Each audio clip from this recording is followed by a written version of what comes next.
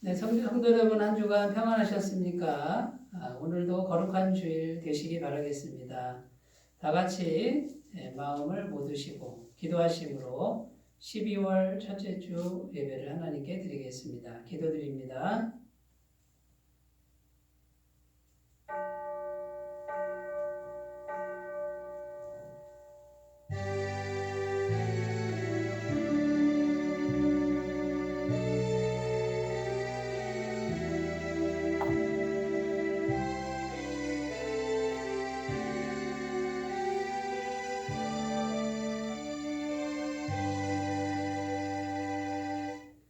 오직 나는 주의 풍성한 사랑을 힘입어 주의 집에 들어가 주를 경외함으로 성전을 향하여 예배하리이다.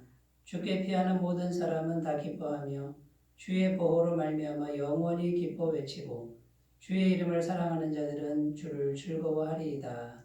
아멘. 만물을 창조하시고 만민의 구원자가 되시는 거룩하신 하나님 아버지, 감사와 찬송과 영광을 올려드립니다. 예배의 자리로 나온 저희들이 잠잠히 하나님만을 바라보니 사모하는 모든 성도에게 신령한 은혜를 내려 주옵소서. 주님 앞에 마음을 토하며 기도하오니 저희들의 상한 마음을 위로하시고 고난 중에서 건져 주옵소서. 골수와 기름진 것을 먹음과 같이 오늘도 하나님의 말씀으로 저희들의 영혼이 참된 만족을 얻게 하여 주옵소서. 거룩하신 성령 하나님, 시간 주님만 의지하고 초청하오니 임하시고 도와주시고 인도해 주옵소서. 살아계신 주님을 경험하는 거룩한 예배, 살아있는 예배가 되게 하여 주옵소서. 감사드리며 우리를 사랑하시는 예수님의 이름으로 기원하옵나이다. 아멘. 다 같이 찬송가 44장을 함께 부르겠습니다. 44장 함께 부릅니다.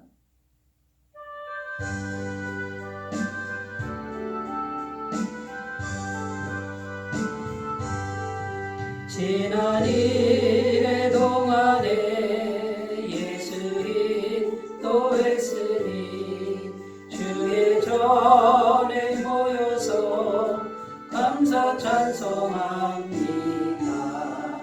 가장 복된 이날은 하늘 안식표로다. 가장 복된 이날은 하늘 안식표로다. 주의 공로 힘입어 은혜 주신 빌때에 화목하게 하시고 죄를 벗겨주소서. 세상 걱정 버리고 은혜 받게 하소서. 세상 걱정 버리고 은혜 받게 하소서. 하나님의 이름을 찬송하러 왔으니 모임 중에 계시고 영광 나타내소서. 기쁜 하늘 잔치에 참여하게 하소서. 기쁜 하늘 잔치에 참여하게 하소서. 주의 기쁜 복음을 모두 듣게 하시고 주의 은혜 베풀어 위로하여 주소서. 주님 오실 때까지 이날 지키리로다. 주님 오실 때까지 이날 지키리로다.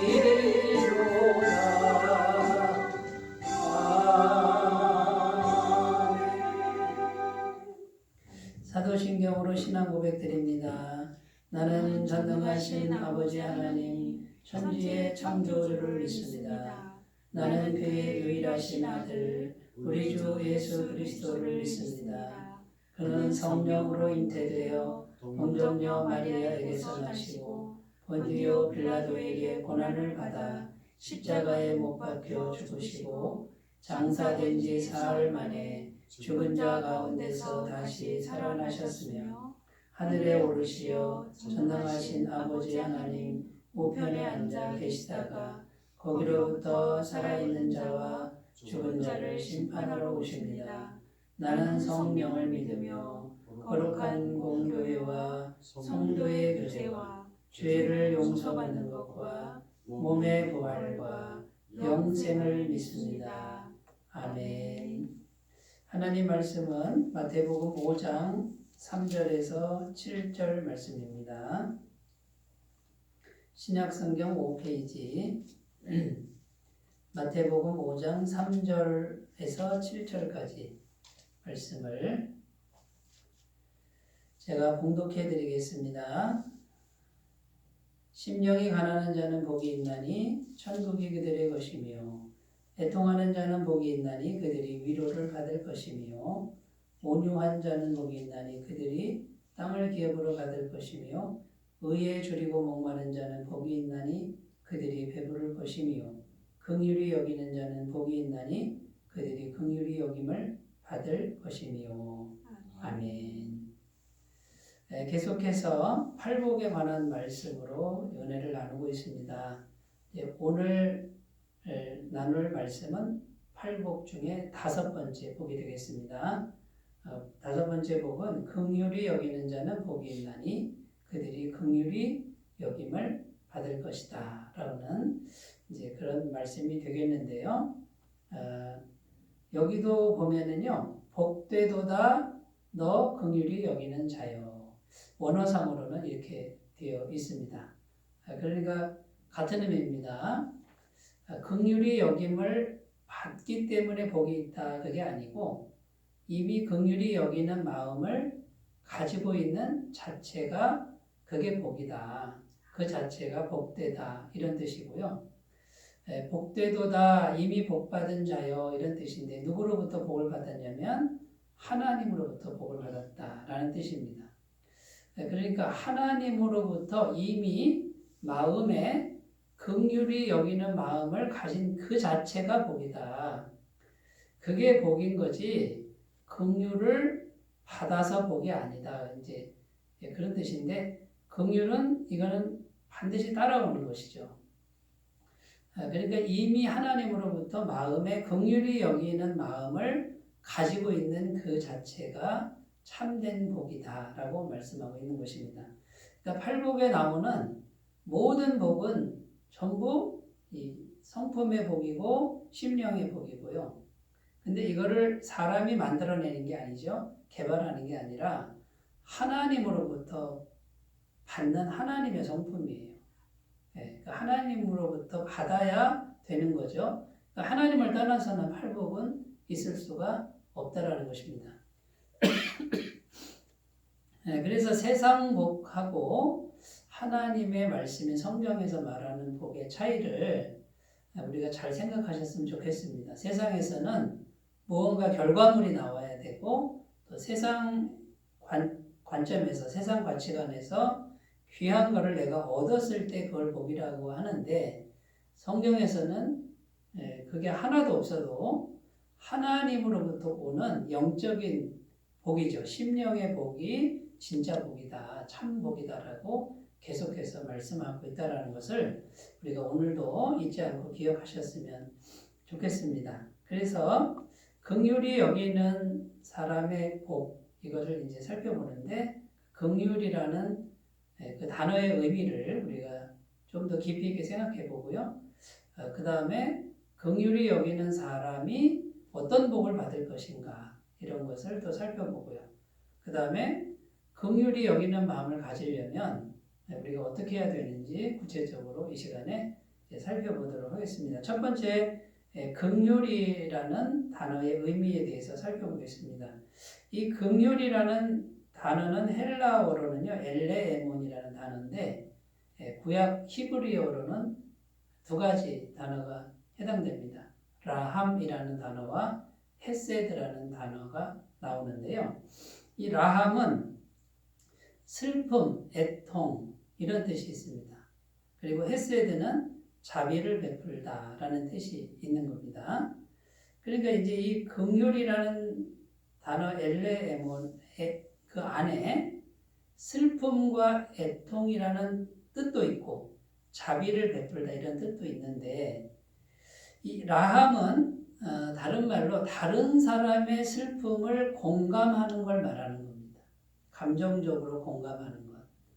그 다음에 헤세드는 공감의 차원을 넘어서 실제로 도움을 주는 걸 말하는 것이죠. 그러니까 이 긍휼이란 단어에 담겨있는 깊은 의미는 뭐냐면 지금 내 앞에 있는 사람이 슬픕니다.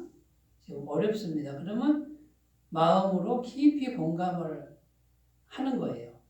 근데 그것만 하는 게 아니라 실제적으로 뭔가를 주는 것. 이게 긍휼이라는 단어의 의미라는 것이죠. 미국 뉴욕시에 가면은요, 공항이 2개가 있다고 합니다.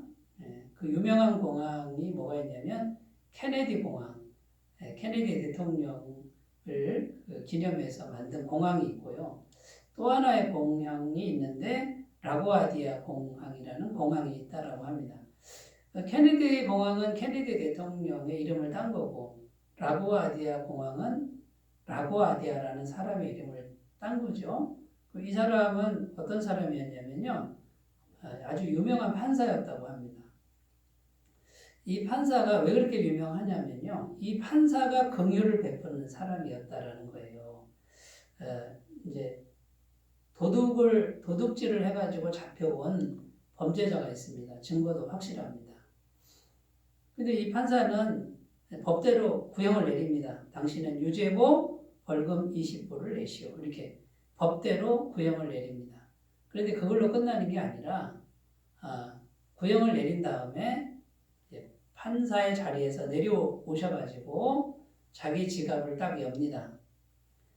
그래서 자기 지갑 안에 있는 돈을 다 꺼내서 내놓으면서 내가 내 지갑에 있는 걸 전부를 내놓습니다. 여기 있는 분들 중에 이 벌금 20불을 내줄 분이 있으면 동참하십시오. 이렇게 권면을 한다고 합니다. 그러면 거기 있는 사람들이 지갑에서 얼마씩을 내는데 20불만 나오겠습니까? 더 많이 나오겠죠? 그럼 이 판사가 그 벌금 20불을 내주고 나머지 돈은 그 범죄자에게 주는 거예요. 그리고 그 범죄자가 홀로서기를 할 때까지, 자립할 때까지 실제로 도움을 주는 그런 판사로 아주 유명했다라고 합니다. 그래서 그 판사가 너무나도 훌륭하고 존경받는 판사였기 때문에 뉴욕시에서 그 판사의 이름을 따서 라구아디아 공항이 생겨났다라는 것이죠. 여기 라구아디아 판사가 보여준 깊은 공감과 그 다음에 실질적 도움을 어떻게든 주려고 하는 이런 모습이 오늘 말씀에 나오는 긍휼이라는 단어의 뜻이 된다라는 겁니다. 여러분 그러면 성경에서 이런 긍휼을 베푼 최고의 인물은 누굴까요? 물론 예수 그리스도이시죠. 예수님이시죠. 예수님께서 어떻게 하셨습니까? 하나님이셨는데 우리 인간을 보니까 죄에 빠져가지고 고통 속에 삽니다. 그리고 결국은 점점점 죽어가서 나중엔 죽지요. 그 다음에 죽은 다음에 끝이 아니잖아요. 지옥불에 떨어지게 생겼습니다. 그런데 예수님은 죄가 하나도 없으신 하나님이 그 인간을 공감하는 거예요. 그 슬픔과 아픔과 고통을 깊이 공감하시고 그 다음에 어떻게 하셨습니까? 실제로 자기가 내려가서 자신을 전부 주셨다라는 거예요. 긍휼의 최고봉, 긍휼의 최고의 모범은 예수님이라는 겁니다. 요한복음 3장 16절 하나님이 세상을 이처럼 사랑하사 독생자를 주셨으니 이는 누구든지 저를 믿는 자마다 멸망치 않고 영생을 얻게 하려 하심이라. 이렇게 증언하고 있는 것입니다. 그러니까 이 성경에 말하는 긍휼은 하나님의 성품입니다. 그런데 여러분 세상에서는 긍휼이 있을 수 있을까요? 세상 가치관은 계산적이고 이기적이죠. give and take. 내가 주는 만큼 받고 받는 만큼 돌려주고 이게 세상 아닙니까? 그러나 성경이 말하는 긍휼은 하나님의 성품이라는 그런 의미가 되겠습니다.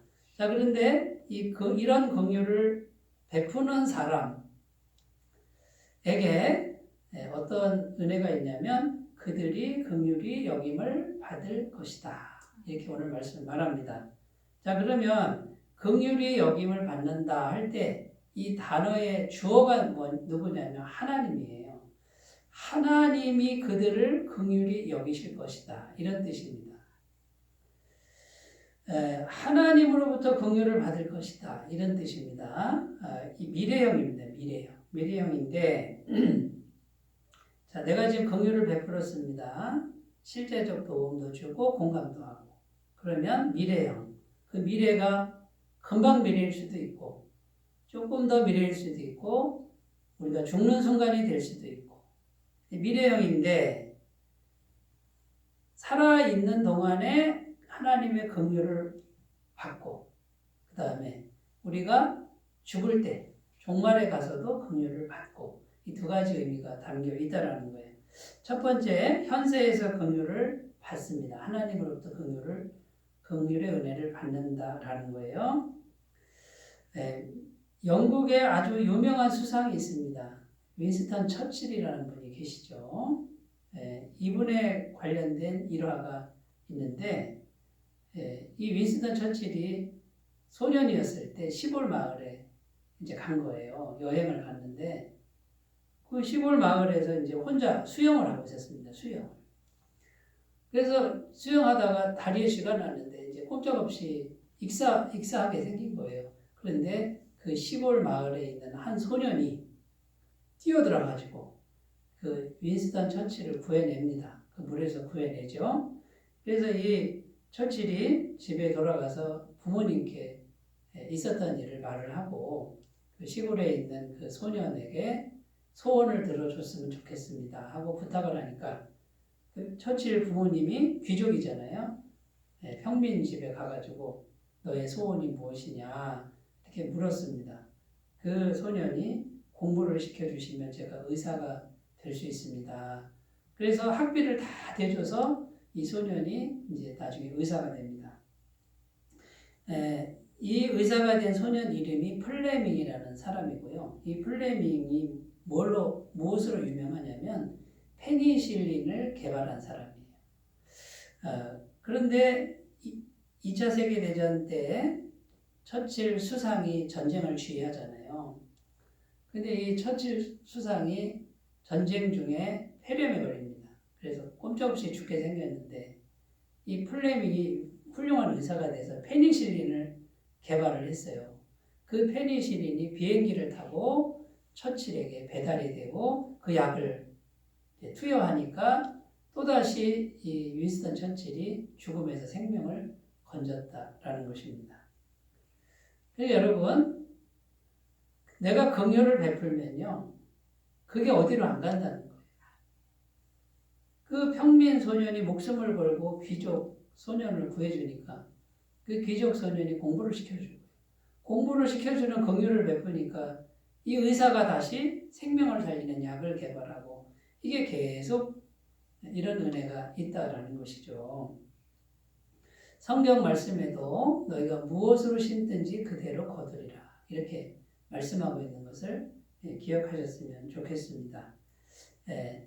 시중에 나와 있는 책 중에 왕의 재정이라는 그런 책이 있습니다. 이거는 물질에 대한 거죠. 물질 축복에 대한 건데 거기에 나오는 수많은 신앙인들 중에 부자들이 많다는 거예요.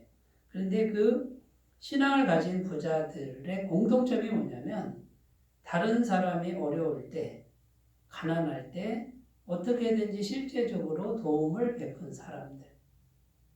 그러면 세상 가치관으로 보면 어떻게 됩니까? 내 것을 나눠줘야 되니까 손해를 보잖아요. 그런데 하나님께서 그걸 갚아주신다라는 거예요. 그래서 부자가 된 사람들이 많다라는 그런 이야기가 왕의 재정이라는 책에 기록되어 있습니다. 잠언 22장 9절에 선한 눈을 가진 자는 복을 받으리니 이는 양식을 가난한 자에게 주민이라.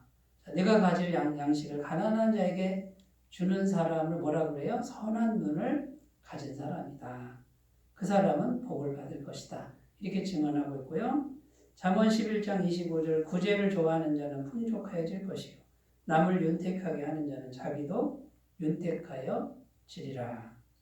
이렇게 기록하고 누가복음 6장 38절 주라 그리하면 너희에게 줄 것이니 곧 후히 되어 누르고 누가 다시 돌려줍니까? 주어가 하나님이에요. 흔들어 넘치도록 하여 너희에게 안겨주리라. 흔들어 넘치도록 품에 가득 안겨준다라고 이렇게 성경은 증언하고 있습니다. 너희가 헤아리는 그 헤아림으로 너희도 헤아림을 도로 받을 것이니라. 내가 헤아리는 만큼 하나님도 헤아리는 만큼 준다는 거예요. 여러분, 이 긍휼의 복은요, 우리가 정말 깊이 생각해야 될 그런 덕목이고 그런 하나님의 성품입니다. 이 긍휼을 베푸는 요것만 정말 제대로 해도요, 우리가 부족함 없이 살 수 있고 하나님의 복이, 하나님의 긍휼함이, 실제적 도움이 계속해서 오는 길이 이 긍휼의 복이라는 거예요. 이 부분을 깊이 묵상하시고 작게라도 실천해 가시는 귀한 은혜가 있으시기 바라겠습니다. 자, 현세에서 하나님으로부터 긍휼을 받는다. 이런 의미가 있고, 두 번째는 종말에 이 세상 마지막 때 반드시 긍휼을 받는다. 하나님으로부터 그런 의미가 있다라는 거예요. 마태복음 25장에 가보면요, 예수님이 이제 심판석 앞에 딱 서 있는데 그 심판석 앞에서 어떤 무리는 오른쪽으로, 이 오른쪽은 천국에 들어가는 거예요. 영생에 들어가는 사람들. 또 어떤 무리는 왼쪽으로 들어가는데 여기는 영벌, 지옥에 갈 사람들. 이렇게 가르는 내용이 나옵니다.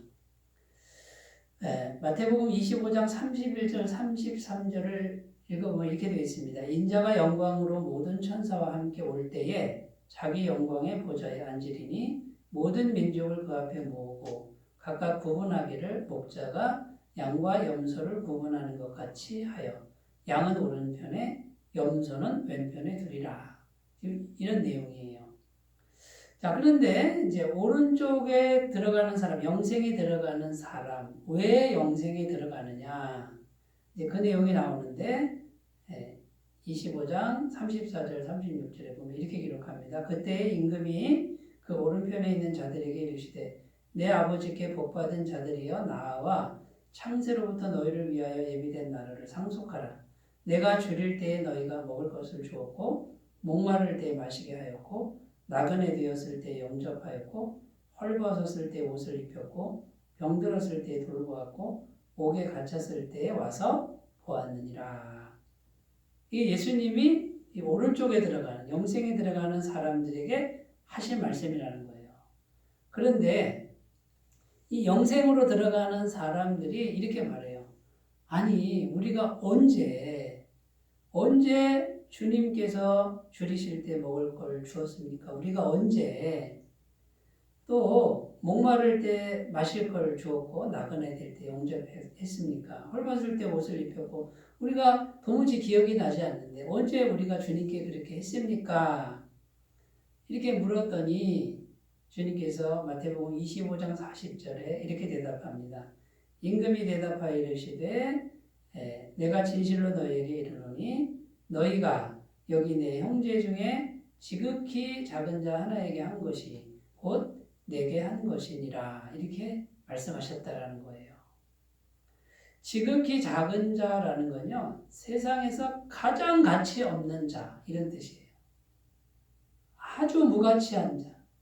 누구도 거들떠보지 않는 그 한 사람에게 한 것이 누구한테 한 것이라고요? 주님께 한 것이다. 이렇게 지금 주님은 평가를 내렸다라는 거예요. 그러니까 영생에 들어가는 사람, 오른쪽에 들어가는 사람이 어떻게 인생을 살았다는 겁니까? 가장 무가치한 자, 어려운 자, 고난에 있는 자에게 무언가를 깊은 공감으로 무언가를 준 사람들이라는 거예요. 그런데 이 사람들은 사람에게 줬는데 주님께서는 이 작은 자에게 한 것이 내게 한 것이다라고 이렇게 평가를 하고 있다라는 겁니다. 반대로 이 왼쪽에 영벌에 들어가는 사람, 이런 사람들에게 반대로 하는 거예요. 내가 헐벗었을 때 옷을 주지도 않고, 내가 목마를 때 마실 것도 안 주고, 내가 줄일 때 먹을 것도 안 주고, 그러니 너희는 영벌에 들어가라. 이렇게 말씀하시는 내용이 마태복음 25장에 나온다라는 겁니다. 여러분, 여기 보면은 우리가 정말 생각해야 될 귀한 교훈이 담겨져 있습니다. 자, 주님의 모습은 보이지 않죠. 우리가 살아가는 세상에 가장 무가치한 자가 고통을 당하고 있는데, 그 가장 무가치한 그 사람과 우리 주님은 지금 동일시하고 있다는 거예요. 어떻게 이게 가능합니까? 여러분, 이 세상에 가장 무가치한 한 영혼이 이 영혼을 향한 주님의 마음이에요. 우리 주님께서는 이 세상에 어떤 영혼도 무가치하게 여기지 않는다는 거예요. 그 한 영혼도 천하보다 귀하게 여긴다는 거죠. 그래서 동일시하는 거예요. 이 지극히 작은 자가 곧 나다라고 말씀하고 있는 것이고, 주님께서는 이 무가치한 자, 이 한 영혼을 살리기 위해서라도 이 땅에 내려오셔서 십자가에 죽으셨다라는 거예요. 여러분, 세상 가치관은 어떻게 합니까? 우리 눈에 가치가 있고, 뭔가 이 사람을 섬겼을 때 나한테 돌아오는 뭔가가 있을 때, 이게 계산이 될 때, 그 사람에게 뭔가를 하지 않습니까? 이건 세상 아닙니까? 이기적이고 계산적인. 그런데 우리 주님은 그렇지 않다는 거예요. 그런데 놀라운 사실은 이 무가치한 자를 말하자면 무시하지 않고, 그 다음에 작은 거라도 뭔가 베푸는 그 사람, 그 마음이 하나님 마음과 같다는 마음이에요. 그리고 여러분 한번 생각해 보십시오. 나라는 존재가 얼마나 가치 있는 존재라고 생각이 되십니까? 하나님 앞에서. 많은 분들이 자신이 죄인인 걸 인정합니다. 그래, 나 죄인이죠. 그런데 정말 죄인인 걸 인정하느냐? 여러분 한번 생각해 보세요. 그래도 나는 저 무가치한 자보다는 낫다라는 생각을 갖고 있지 않습니까? 대부분 다 그렇지 않습니까? 여러분, 그런데 하나님 보시기에는 우리가 다 똑같은 죄인이라는 거예요. 구제불능 죄인이고, 예수님 없이는 우리 중 누구도 구원 얻을 길이 없고 하나님 자녀가 될 길 없는 세상에서 가장 무가치한 자가 바로 나라는 거라는 거죠. 자, 이 마음을 가진 사람, 진정한 구원의 은혜, 내가 어떻게 구원받았는지, 예수님이 어떻게 나를 사랑하셨는지를 진정으로 아는 사람의 마음은 가장 무가치한 자를 함부로 대하지 않습니다. 우리 중에 혹시 다른 사람을 함부로 대하는 사람이 있습니까? 구원의 은혜가 뭔지 다시 한번 생각해 보시는 귀한 시간이 되셨으면 좋겠습니다. 그리고 내가 보기에 정말 무가치한 자, 그 사람에게 자비를 베푸는 이것이 이 세상 종말에 가서 영생으로 들어가는 근거가 된다 라고 하는 이 귀한 말씀. 어떻게 보면 행위로 구원받는 것 같은데요. 행위로 구원받는다는 뜻이 아니라 그 무가치한 자를 대하는 내 마음의 중심이 하나님 마음이 다 있다라는 것으로 우리가 이해하셨으면 좋겠습니다. 여러분, 그러므로 긍휼을 베푸는 자에게 종말에 가서 긍휼을 받을 것이다. 이렇게 말씀하는 이 음성을 꼭 들으셨으면 좋겠습니다. 자, 그럼 마지막으로 자, 이런 하나님의 긍휼이죠. 하나님의 긍휼의 마음을 우리 마음에 어떻게 하면 가질 수 있느냐. 물론 하나님의 은혜로만 가능한 것이죠. 자, 이 긍휼의 마음은 예수님의 십자가 사랑을 계속 묵상해야 됩니다. 예수님의 십자가 은혜를 우리가 복음을 듣고 받아들였을 때 구원받은 것처럼 구원받은 이후에도 예수님의 십자가 사랑과 은혜를 계속 묵상하는 거예요. 그래야 하나님의 마음이 내 속에 들어오는 거예요. 이 긍휼의 마음은 내가 막 개발하고 만들어내는 게 아니에요. 물론 내가 그 방향으로 노력은 해야 되지만 그렇다고 이 긍휼의 마음이 생기는 게 아니라 하나님의 성령을 통해서 하나님의 마음이 내 속에 계속 들어와야 된다라는 거예요. 그렇지 않으면 우리는 언제나 자기중심적인 마음을 가질 수밖에 없다라는 겁니다. 마태복음 7장 12절에 그러므로 무엇이든지 남에게 대접을 받고자 하는 대로 너희도 남을 대접하라. 이것이 율법이요 선지자니라. 이렇게 기록하죠. 율법이요 선지자 이 말은 구약성경 전체를 말하는 거예요. 구약성경 전체가 말하는 게 뭐냐면 너 남에게 대접받고 싶어? 그러면 네가 남을 대접해. 그렇게 대접하라는 거예요. 입장 바꿔놓고. 그런데 여러분 우리가 이기심과 자기 중심성이 있으면 어떻게 돼요? 입장 바꿔놓고 생각이 안 되죠. 너는 나한테 이렇게 잘 대접을 해야 돼. 그러나 나는 너한테 대접 안 할 거야. 이런 마음이 되잖아요. 그런데 성경은 뭐라 그래요? 저 사람이 대접을 안 해도 내가 대접받고 싶은 그 마음을 가지고 내가 먼저 다른 사람을 대접해라. 이게 구약성경 전체의 의미라는 거예요. 이 한 절에 요약된다라고 지금 말씀하고 있는 거예요. 여러분 그러니까 이런 마음, 이기적인 마음, 자기중심적인 마음이 아니라 내가 먼저 이렇게 베푸는 마음은 어떻게 가질 수 있느냐. 예수님의 십자가 사랑을 계속 묵상하고 하나님의 마음이 들어와야만 이게 비로소 가능하다라는 것입니다. 성경에 예수님께서 1만 달란트 빚진 자와 100데나리온 빚진 자 이야기를 하신 적이 있습니다. 임금님이 보니까 1만 달란트 빚진 사람이 있는 거예요. 근데 여러분 1만 달란트 평생 일해도 못 갚는 돈이거든요. 근데 이 1만 달란트 빚진 자가 좀 참아주세요. 기다려주세요. 내가 열심히 일해서 갚겠습니다. 근데 못 갚는 돈이란 말이죠. 근데 임금님이 어떻게 합니까? 그냥 불쌍해서 없던 걸로 해줬다는 거예요. 근데 이 1만 달란트 탕감 받은 자가 길을 가다가 자기한테 100데나리온 100일치 품삯 아닙니까? 그 100데나리온 빚진 자를 만났다는 거예요. 멱살을 잡고 너 잘 만났다. 내 돈 갚아라. 하는데 100데나리온 빚진 사람이 참아주세요. 참아주세요. 내가 갚겠습니다. 하는데 그걸 못 참고 세상에 고발을 해가지고 감옥에 넣었다라는 거예요. 임금님이 화가 나가지고 저 1만 달란트 빚진 자를 불러오너라 하고서 이 사람을 이제 용서하지 않고 감옥에 넣었다라는 그런 이야기가 있습니다.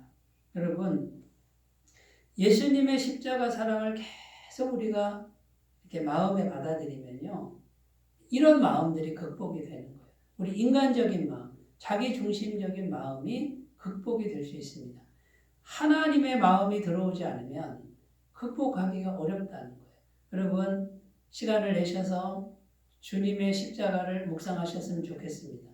머리에 피가 흐르시고 온몸을 찢으신 주님의 그 사랑, 죄가 없는 분이 왜 나 같은 걸 위해서 죽으셔야만 했는지 그 마음을 헤아려보고 그 마음을 기도하는 마음으로 자꾸 받아들이시면 여러분 그 은혜가 우리에게 임할 줄로 믿습니다. 로마서 5장 8절 우리가 아직 죄인 되었을 때 그리스도께서 우리를 위하여 죽으심으로 하나님께서 우리에 대한 자기의 사랑을 확증하셨느니라. 이런 십자가 은혜를 말씀해주는 이 말씀을 계속 묵상하는 거예요.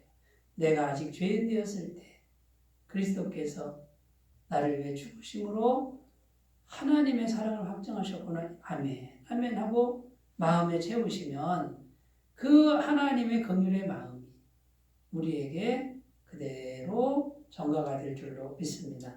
찬송가 304장 그 크신 하나님의 사랑 말로 다 형용 못하네. 저 높고 높은 별을 넘어 이 낮고 낮은 땅 위에 죄범한 영혼 구하려 그 아들 보내사 화목제물 삼으시고 죄 용서하셨네. 우리가 찬송할 때 가사를 보시면 하나님 사랑 때문에 그 높고 높은 별을 넘어 우리에게 오신 그 사랑을 묵상하라는 거예요. 찬송가 305장 가사는 이렇게 되어 있습니다. 나 같은 죄인 살리신 주 은혜 놀라와 잃었던 생명 찾았고 광명을 얻었네. 나 같은 걸 위해서 죽으신 주님의 은혜를 묵상하시기를 바라겠습니다. 이사야 41장 10절 그 주님이 나 같은 죄인을 위해서 함께 하신답니다.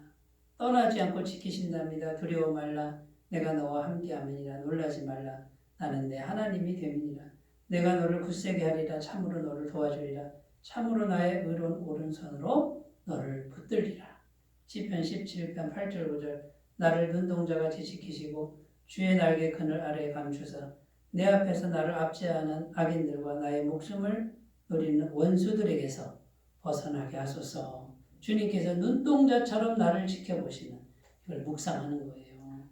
주의 날개 그늘 아래 이렇게 보호하시는 낮에 날아오는 화살과 밤에 오는 공포와 전염병에서 구원해 주시는 그 은혜를 묵상하고 또 묵상하시기 바랍니다. 그러면 하나님의 그 사랑의 마음, 긍휼의 마음이 우리 안에 가득 차서 우리가 긍휼의 사람이 될 줄로 믿습니다.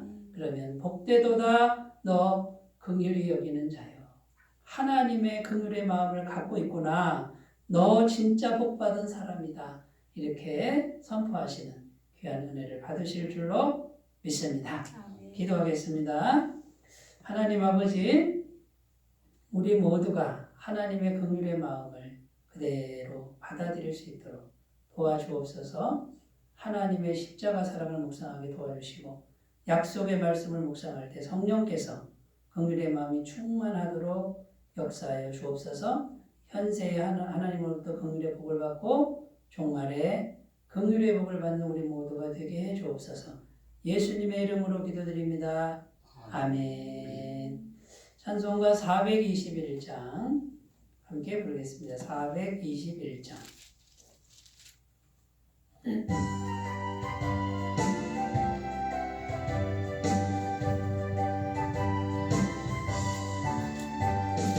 내가 예수 믿고서 죄사함 받아 나의 모든 것 다 변했네. 지금 내가 가는 길 전부길이요 주의 피로 내 죄가 씻겼네. 나의 모든 것 변하고 그 피로 구속 받았네. 하나님은 나의 구원 되시오니 내게 정죄함 없겠네. 주님 밝은 밑에서 눈에 지니 나의 모든 것 다 변했네. 지금 내가 주 앞에 온전히 되면 주의 공로를 의지함일세. 나의 모든 것 변하고 그 피로 구속 받았네. 하나님은 나의 구원 되시오니 내게 정죄함 없겠네. 내게 성령이 마음을 그신 사랑 나의 맘에 가득 채우며 모든 공포 내게서 물리치시니 내 맘 항상 주 안에 있겠네. 나의 모든 것 변하고 그 피로 구속 받았네. 하나님은 나의 구원 되시오니 내게 정죄함 없겠네. 광고 말씀드립니다. 대림절 둘째 주일입니다. 대림절은 성탄절 전 4주일간의 기간을 말하고 있고요. 예수님이 이 땅에 오심을 경건한 마음으로 기다리는 절기입니다. 우리의 마음 속에 예수님이 항상 임하시도록 기도하시는 그런 절기가 되셨으면 좋겠습니다. 코로나 바이러스 종식되도록 계속 기도해 주시면 감사드리겠습니다. 헌금은 헌금함이나 또 교회 계좌로 헌금해 주시면 감사하겠습니다. 이제 찬송가 1장 부르시고 축도로 예배를 마치겠습니다.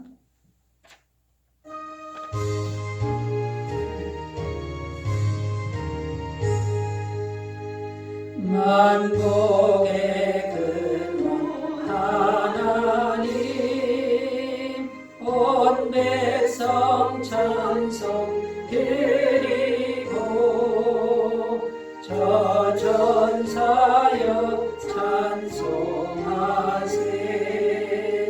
찬송 성부 성자 성령